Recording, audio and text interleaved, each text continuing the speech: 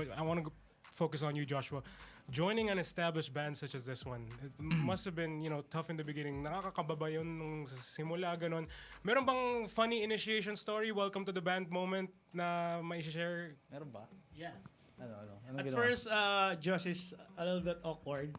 Because Oo, we're all rockers. And just parang... Kasi galing ako sa boy band. Yes. Kung Di sa mga naman hindi, masama. Pero kumbaga, different world. different course, world, yes. yeah. Parang talagang tinuruan namin siya paano medyo maging, oy, tol, angas ka naman konti. Medyo gano'n. He gave us the drip, we gave him the angas. Oh, yeah.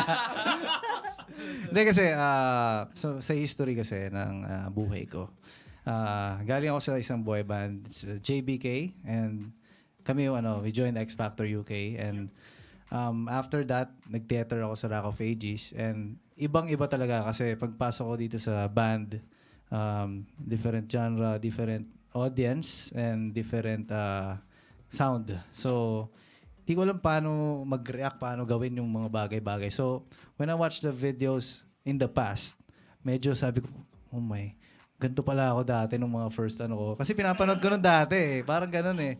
Ang pangit pala panoorin, no? Kaya wag nyo nang panoorin, guys, kung kunyari makita niyo yung mga past videos nyo.